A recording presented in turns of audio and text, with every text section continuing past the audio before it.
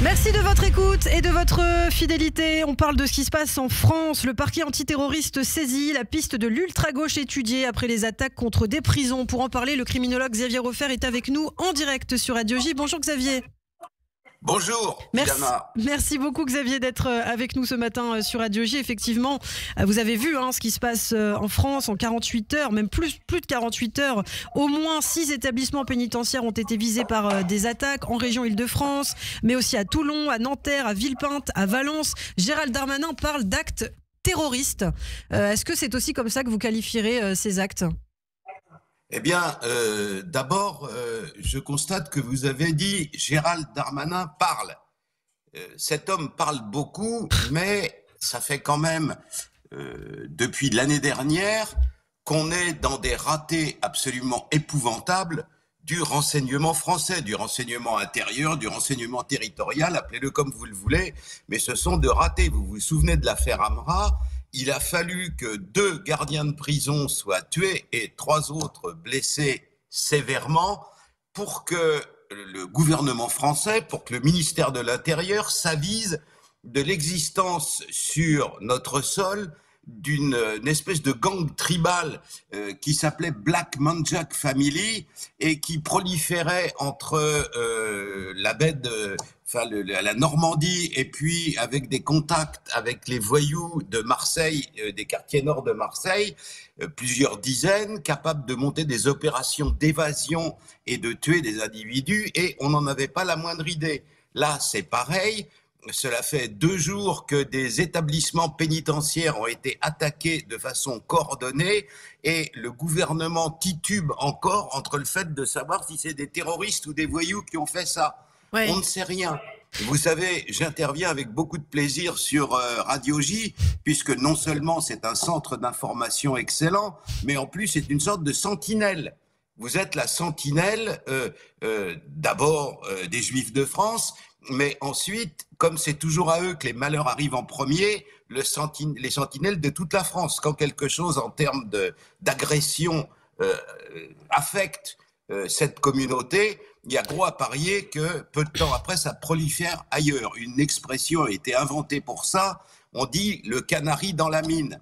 Alors, je m'adresse là à vous pour vous dire que ce qui s'est produit de manière coordonnée dans l'idée de frapper les centres de détention français et les gens de la pénitentiaire, oui. Et il est aussi facile de considérer que ça peut se produire demain matin avec une autre communauté ou d'autres gens. Voyez-vous ce que je veux dire ? C'est pour ça que c'est une affaire très grave. Alors, savoir comment monsieur machin ou monsieur truc qualifie ça, oui. C'est peu important. Alors, par ailleurs, le fait est que personne n'a rien vu venir. Alors, c'est vrai, Gérald Darmanin parle beaucoup, vous le dites. Lui, il a fait plusieurs déclarations hier quand même. Il pense qu'il pourrait y avoir un lien avec la lutte contre le narcotrafic que mène le gouvernement. Est-ce que vous pensez qu'il y a un lien justement avec cette lutte-là, Xavier ? Alors, j'en doute, car il faut vraiment que le crime organisé ait atteint un niveau massif et qu'il n'a pas en France, c'est-à-dire le niveau des grands cartels du nord du Mexique ou des méga-gangs brésiliens, pour que des attaques coordonnées de cette ampleur puissent avoir lieu. Ça n'est jamais arrivé en France. En France, on a des gangs, on a des bandes. Les gangs et les bandes en question font leur petit travail dans un coin, chacun pour soi. Ils sont capables de se coordonner pour une livraison de drogue, mais guère plus. Et à la suite de quoi ? Quand il y a une attaque qui les vise, eux, directement, la bande de tel quartier ou de telle cité, là, ils sont capables de réagir, de envoyer des cocktails Molotov sur le commissariat du coin. On en est loin, on est une opération coordonnée au niveau presque de toute la France. Donc, d'après moi, s'il faut chercher, il faut chercher plutôt du côté des groupes anarchistes. J'ajoute sur les groupes anarchistes en question qu'ils multiplient depuis des années des opérations quasiment de terrorisme sur le territoire français. Ils ont saboté des voies de chemin de fer, ils ont saboté des grands câbles internet qui permettent de distribuer toute l'information numérique à l'échelle de toute la France sur des espèces de colonnes vertébrales numériques qui traversent tout le pays. Ils ont saboté d'innombrables pylônes permettant d'informer aussi. Et il ne leur arrive jamais rien. Ce gouvernement, et depuis l'arrivée de M. Macron, l'extrême gauche est considérée un peu comme je sais pas, des sortes d'alliés objectifs ou autres, et il ne leur arrive rien. N'oubliez pas, Ilana, que ces gens-là sont aussi de fervents soutiens de la cause palestinienne, dans ce qu'elle a de plus extrême. C'est pas nouveau, hein. C'est vrai qu'on l'a vu à travers l'histoire, l'ultra-gauche qui s'est déjà liée à des organisations terroristes. On l'a vu pendant les attentats de Munich, on l'a vu à travers l'histoire. Là, ce qui est inquiétant, c'est que ce sont des personnes qui peuvent se procurer très facilement des armes, des kalachnikovs notamment, Xavier. Bien entendu, pas uniquement, parce que j'observe une chose, depuis l'année 2024, vous savez, quand il y a une attaque, quand il y a un homicide, quand il y a un assassinat, quand des bandits essayent d'en tuer d'autres, ou même y arrivent, notamment à Marseille, après le crime, il y a une scène de crime et les policiers ramassent au sol les douilles des balles qui ont été tirées. C'est-à-dire, si c'est des armes civiles, on dit des douilles. Si c'est des armes militaires comme la Kalachnikov, le terme est étui. On ramasse les étuis par terre. Depuis l'année 2024, on constate que plusieurs fois, les étuis ont changé. Ce ne sont plus les étuis de calibre 7,62 du fusil d'assaut Kalachnikov, bien connu.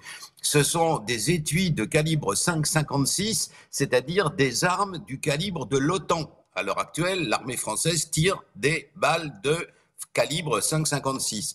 Ça vient d'où en Europe?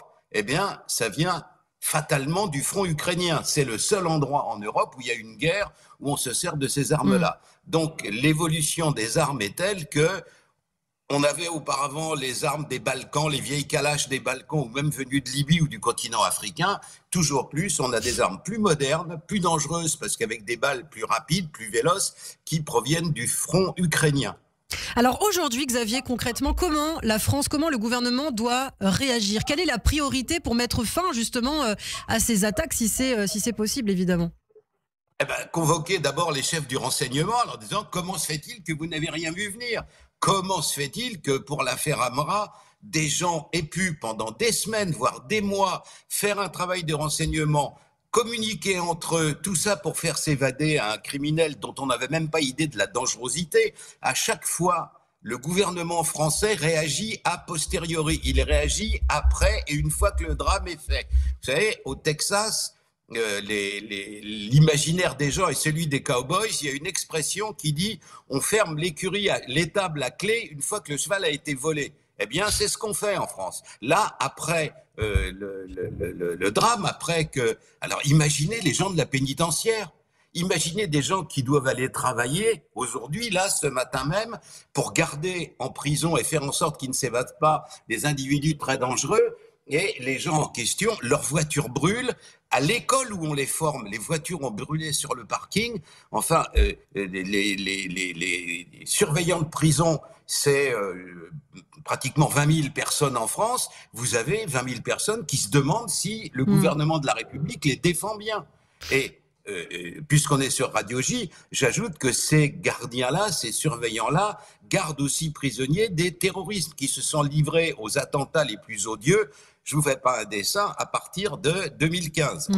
Alors, c'est vrai, vous dites, on pourrait être mieux informé finalement. Le gouvernement pourrait avoir des services de renseignement plus performants. Mais là, on voit par exemple pour ces attentats, on peut le dire, hein, contre ces prisons, qu'on a utilisé le canal Telegram, qu'on utilise notamment des canaux de discussion qui sont compliqués à décrypter. Et ça aussi, c'est un autre problème, Xavier.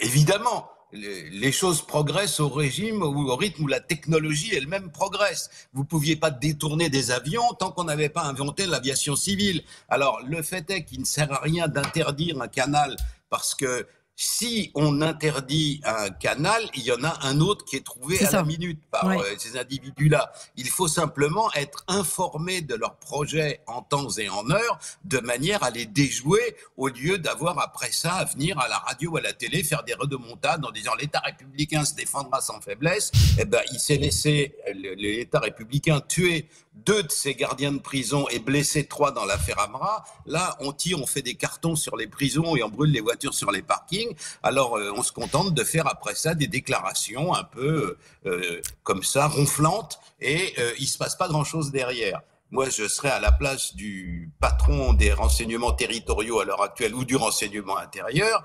Je serais en train de me demander si on a bien fait ce qu'il fallait pour prévenir.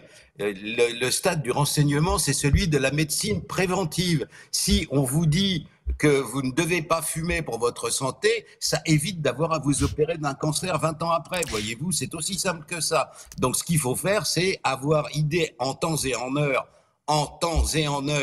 des actes qui vont être commis de manière à les déjouer. Eh bien, merci beaucoup. Merci Xavier Refer d'avoir été avec nous ce matin sur Radio J, de répondre toujours présent. Criminologue, on vous retrouve très régulièrement. À très bientôt.